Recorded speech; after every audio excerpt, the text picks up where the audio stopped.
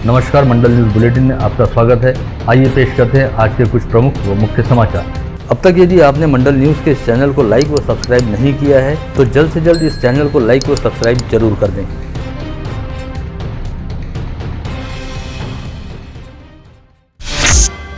राज्य में विगत कुछ दिनों से ओमिक्रॉन संक्रमित मरीजों की संख्या में काफी तेजी से वृद्धि हो रही है और विगत कुछ दिनों के दौरान राज्य में 1000 से अधिक ओमिक्रॉन संक्रमित मरीज पाए जा चुके हैं। इसके मद्देनजर राज्य के मुख्यमंत्री उद्धव ठाकरे द्वारा राज्य के सभी पालक मंत्रियों को आवश्यक दिशा निर्देश जारी करते हुए कहा गया कि कोविड संक्रमण पर नियंत्रण रखने हेतु टीकाकरण की रफ्तार को बढ़ाए जाने की सख्त जरूरत है। इसके अलावा अब सभी लोगों को और अधिक सतर्कता बरतते हुए बेहद कड़े कदम उठाने होंगे। इसके साथ ही उन्होंने राज्य टास्क फोर्स की बैठक आगामी 1-2 दिनों में आयोजित किए जाने को लेकर भी दिशा निर्देश जारी किए। वहीं आज राज्य मंत्रिमंडल की बैठक में भी कोविड वायरस के नए वेरिएंट के बढ़ते संक्रमण को लेकर चिंता व्यक्त की गई।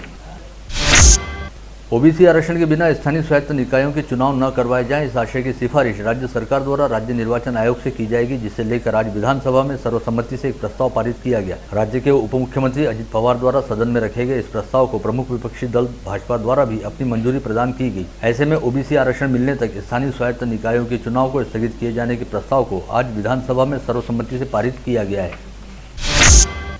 अमरावती जिले की 10 में से 9 नगर परिषदों का कार्यकाल आज 27 दिसंबर को खत्म हो गया। ऐसे में उम्मीद जताई जा रही थी कि सरकार द्वारा संभवतः इन सभी 9 नगर परिषदों में प्रशासक की नियुक्ति कर दी जाएगी, किंतु सोमवार की शाम तक राज्य के नगर विकास विभाग की ओर से इसे लेकर कोई आदेश जारी नहीं हुआ। ऐसे में इन नगर पालिकाओं में फिलहाल कामकाज के सूत्र संबंधित पालिका मुख्याधिकारियों के पास केंद्रित हो गए हैं। अमरावती जिले की अचलपुर, वरुड, अंजनगांव, सुरजी, चांदूर बाजार, मोर्शी, दरियापुर, चांदूर रेलवे, सिंदूरजना घाट नगर पालिकाओं का कार्यकाल आज खत्म हुआ है। वहीं इससे पहले जिले की धारणी व नांदगांव खंडेश्वर नगर पंचायतों का कार्यकाल वर्ष 2020 में खत्म हो गया था, जहां पर फिलहाल तक आम चुनाव नहीं कराए जा सके हैं। साथ ही इस समय तिवसा व भातकुली नगर पंचायत में निर्वाचन प्रक्रिया चल रही है। ऐसे में 2 नगर पंचायतों सहित 9 नगर परिषदों के चुनाव कब होंगे, इसे लेकर फिलहाल काफी हद तक संभ्रम देखा जा रहा है। वहीं चिखलदरा नगर पालिका का कार्यकाल आगामी वर्ष 2022 में समाप्त होगा।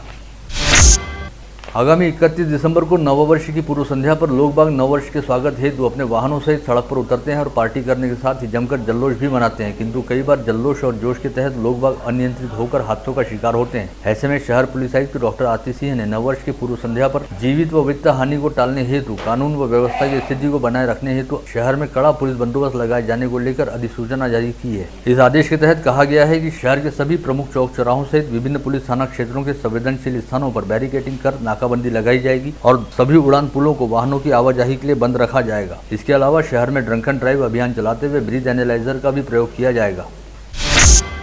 मनपा क्षेत्र में घन कचरा व्यवस्थापन व बायो माइनिंग को लेकर कांग्रेस की ओर से लगाए जा रहे आरोपों पर पलटवार करते हुए मनपा के सभागृह नेता तुषार भारती द्वारा कहा गया कि वर्ष 2004 से लेकर अब तक प्रलंबित पड़े घन कचरा व्यवस्थापन व बायो माइनिंग को लेकर खुद कांग्रेस द्वारा इस काम को लेकर 4 बार टेंडर प्रक्रिया शुरू की गई, लेकिन एक बार भी यह काम पूरा नहीं हो पाया, जबकि उस वक्त इस काम की लागत काफी कम थी। वहीं इस काम के अधर में लटका रहने की वजह से राष्ट्रीय हरित लवाद द्वारा अमरावती महानगर पालिका पर 47 करोड़ रुपए का दंड लगाया गया था। ऐसे में मौजूदा सत्ताधारी दल भाजपा द्वारा वर्ष 2018 में घन कचरा व बायो माइनिंग का काम शुरू करने के बारे में निर्णय लिया गया और काम को शुरू करवाया गया, जिसके चलते सुप्रीम कोर्ट ने हरित लवाद द्वारा लगाए गए दंड पर स्थगनादेश दिया। अन्यथा कांग्रेस की गलती की वजह से मनपा को 47 करोड़ रुपए का दंड भरना पड़ता, किंतु इसके बावजूद आज कांग्रेस द्वारा इस काम का विरोध किया जा रहा है, जिसका सीधा मतलब है कि कांग्रेस आगे भी इस काम को अपने फायदे के लिए लटकाए रखना चाहती है।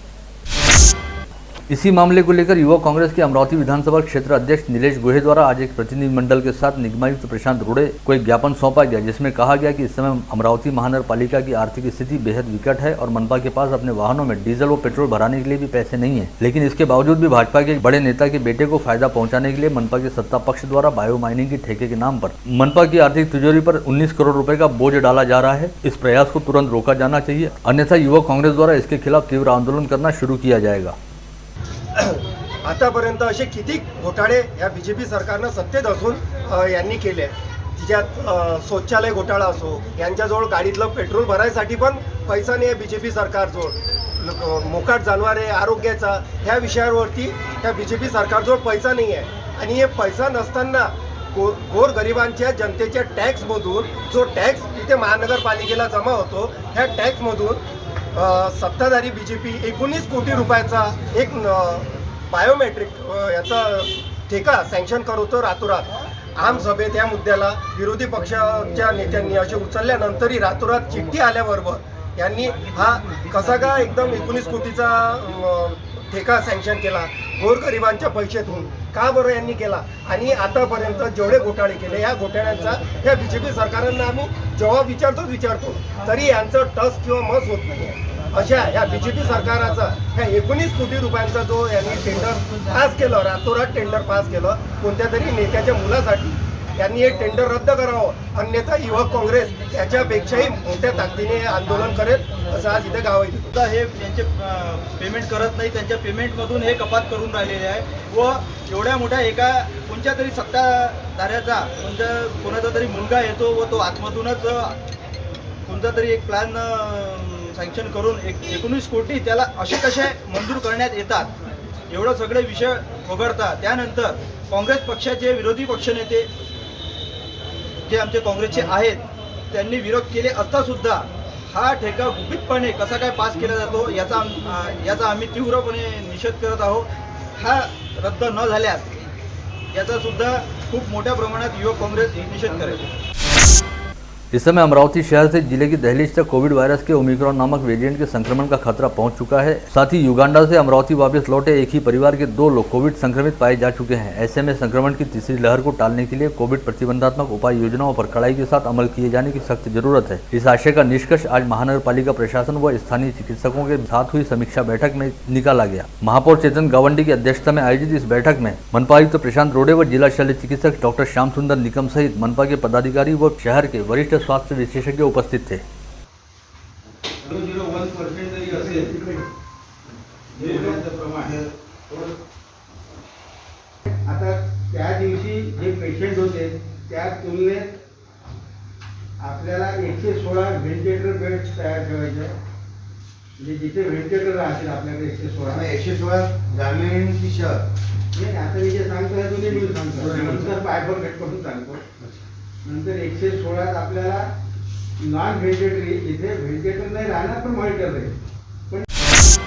वहीं दूसरी ओर आज कोविड वायरस के ओमिक्रॉन वेरिएंट ने पड़ोसी जिले अकोला में भी अपनी मौजूदगी दर्ज करा दी है. विगत 18 दिसंबर को विदेश से अकोला लौटी एक महिला को कोविड संक्रमित पाया गया था, जिसके सैंपल जांच हेतु पुणे स्थित प्रयोगशाला में भेजे गए थे, जहां से इस महिला की जीनोम सीक्वेंसिंग टेस्ट की रिपोर्ट पॉजिटिव आई है. हालांकि फिलहाल इस महिला का स्वास्थ्य काफी हद तक बेहतरीन बताया जा रहा है, किंतु अब इस महिला के संपर्क में आए सभी लोगों के स्वास्थ्य पर नजर रखी जा रही है.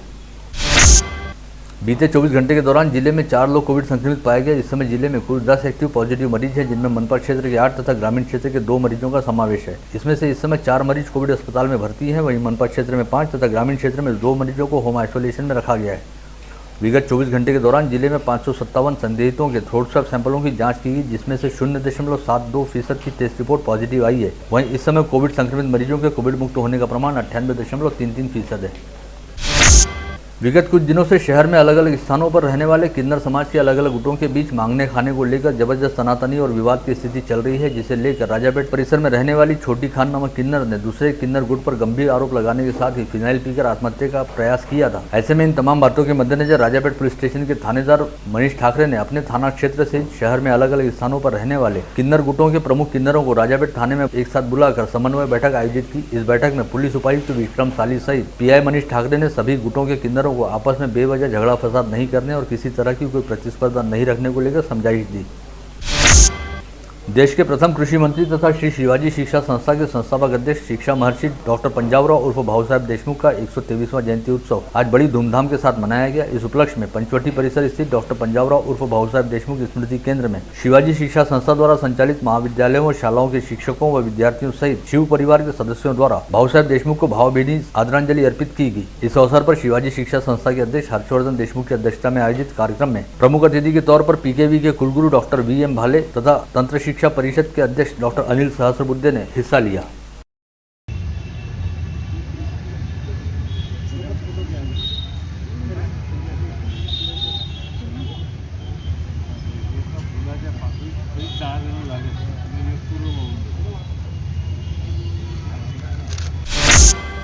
गतरोज श्री माहेश्वरी पंचायत के सरपंच व कार्यकारिणी का चुनाव सर्वसम्मति के साथ निर्विरोध तरीके से संपन्न हुआ, जिसमें सरपंच के तौर पर जगदीश कलंत्री का माहेश्वरी पंचायत के सरपंच पद पर आम सहमति के साथ चयन किया गया. साथ ही कार्यकारिणी के अन्य पदाधिकारियों की नियुक्ति भी सर्वसम्मति के साथ की गई. ऐसे में सरपंच सहित कार्यकारिणी सदस्यों का समाज बंधुओं द्वारा अभिनंदन करते हुए करतल ध्वनि के साथ स्वागत किया गया.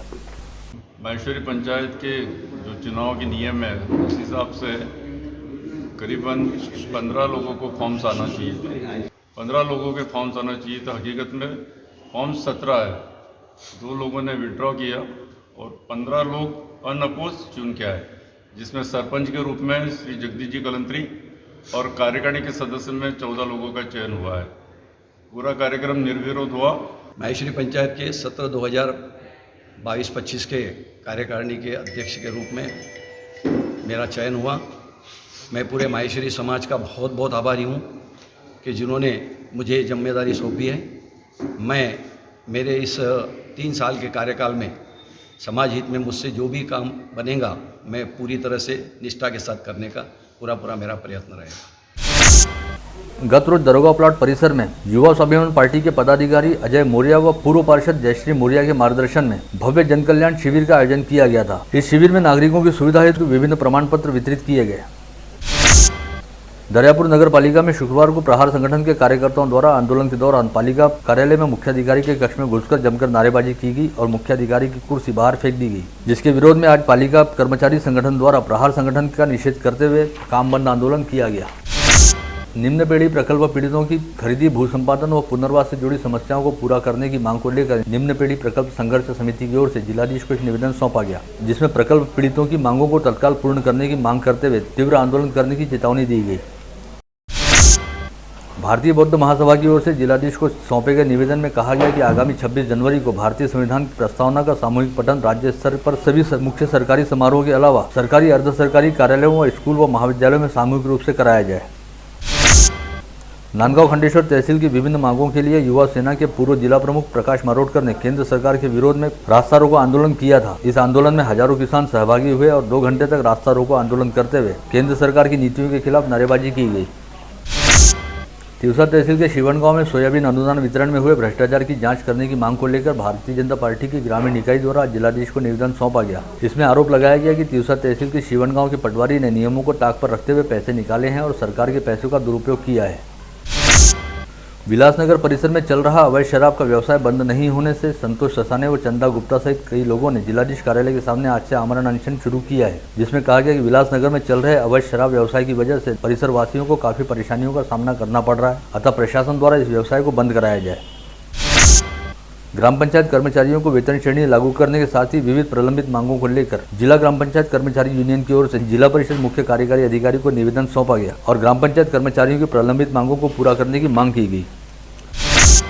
वाकी रायपुर की सूची से हटाए गए नागरिकों को प्रधानमंत्री घरकुल आवास योजना में शामिल करने की मांग को लेकर महाराष्ट्र प्रदेश कांग्रेस कमेटी की ओर से आज जिलाधीश को निवेदन सौंपा गया। इस निवेदन में मांग की गई कि वाकी रायपुर के नागरिकों को जल्द से जल्द प्रधानमंत्री आवास योजना में शामिल किया जाए। राज्य के पूर्व कृषि मंत्री तथा भारतीय जनता पार्टी के वरिष्ठ नेता डॉक्टर अनिल बोंडे द्वारा आज जिलाधीश को सौंपे गए निवेदन में मांग की गई कि पलसवाड़ा पुनर्वास में मूलभूत सुविधाओं का अभाव है, अतः परिसर वासियों के लिए यहां पर जल्द से जल्द मूलभूत सुविधाएं उपलब्ध कराई जाए। बाहर गांव से आने वाले दिव्यांगों को होने वाली परेशानियों को दूर करने की मांग को लेकर प्रहार जनशक्ति पार्टी की ओर से आज जिला शल्य चिकित्सक को निवेदन सौंपा गया। इस ज्ञापन में कहा गया कि जिला सामान्य अस्पताल में प्रत्येक बुधवार को आने वाले दिव्यांग बंधुओं को दिव्यांग प्रमाण पत्र पाने के लिए कई घंटे तक कतार लगाकर खड़ा रहना पड़ता है, अतः दिव्यांग बंधुओं के लिए समय बढ़ाकर दिया जाए ताकि उनकी परेशानियां कम हो। स्थानीय फ्रेजरपुरा पुलिस थाना क्षेत्र में टोपाज होटल के सामने एक 4 पहिया वाहन द्वारा टक्कर मारे जाने के चलते नवेद फजल उर्फ सोनू शाह वल्द हबीब शाह और उसका एक दोस्त गंभीर रूप से घायल हो गया। ये दोनों ही युवक अपनी दुपहिया पर सवार होकर पोहरा से अमरावती की ओर आ रहे थे। विगत बुधवार 22 दिसंबर की शाम गाड़गीनगर थाना पुलिस ने चेन स्नेचर की घटनाओं को अंजाम देने वाले शातिर अपराधियों को पकड़ा था और इस टोली को न्यायालय में पेश किया था, जहां से न्यायालय ने इन सभी आरोपियों को 27 दिसंबर तक पुलिस रिमांड में रखने के आदेश दिए थे। ऐसे में पीसीआर की अवधि खत्म होने के बाद पुलिस ने इन सभी आरोपियों को न्यायालय में पेश किया, जहाँ से न्यायालय ने इन चेन स्नेचरों को MCR के तहत सेंट्रल जेल रवाना कर दिया। इंस्टाग्राम पर लड़की का फोटो अपलोड कर अश्लील संदेश पोस्ट करने वाले देऊलगांव राजा निवासी आकाश कोथलकर को अचलपुर पुलिस व ग्रामीण साइबर की टीम ने मलकापुर से हिरासत में लिया है। इस मामले को लेकर अचलपुर के बेलनपुरा परिसर में रहने वाले 64 वर्षीय व्यक्ति ने पुलिस में शिकायत दर्ज कराई थी कि किसी अज्ञात व्यक्ति ने उनकी बेटी के नाम पर फर्जी इंस्टाग्राम अकाउंट तैयार कर अश्लील संदेश भेजने शुरू किए हैं। अपराध शाखा की टीम ने अवैध रूप से बायोडीजल की बिक्री करने वाले संकेत वडे नामक युवक को हिरासत में लिया है। इस युवक को जूनी बस्ती परिसर के कोंडेश्वर रोड स्थित मनपा के मार्केट नंबर 7 से गिरफ्तार किया गया। अपराध शाखा की टीम ने गौलीपुरा परिसर में छापामार कार्रवाई करते हुए 4 सटोरियों को हिरासत में लिया और इन चारों आरोपियों के पास से 27,780 रुपये का माल बरामद किया गया। अकोला के जूना शहर पुलिस थाना अंतर्गत आने वाले शिवसेना झोपड़पट्टी में रहने वाले अशोक ठाकरे पर जानलेवा हमला किया गया। जूना शहर पुलिस ने 2 संदिग्ध हमलावरों को हिरासत में लिया है। हमले की वारदात किस वजह को लेकर अंजाम दी गई है अभी पता नहीं चल पाया है। अकोला शहर के MIDC पुलिस थाना अंतर्गत PKB परिसर स्थित भारतीय स्टेट बैंक के ATM में लूटपाट करने का प्रयास रविवार देर रात किया गया, किंतु इस ATM को लूटने का प्रयास पूरी तरह से नाकाम हुआ। पश्चात यह मामला सोमवार को उस समय उजागर हुआ जब बैंक के अधिकारी यहां पर अपने कामकाज के लिए पहुंचे और मामले का पता चलने पर पुलिस थाने में शिकायत दर्ज कराई गई। पुलिस द्वारा इस परिसर में लगे CCTV कैमरों के फुटेज खंगालते हुए चोरों की तलाश करनी शुरू की गई है। आप देख रहे थे मंडल न्यूज बुलेटिन। हमारे चैनल को लाइक करें, शेयर करें और हाँ, सब्सक्राइब करना ना भूलें। कल होगी आपसे फिर मुलाकात, तब तक के लिए धन्यवाद।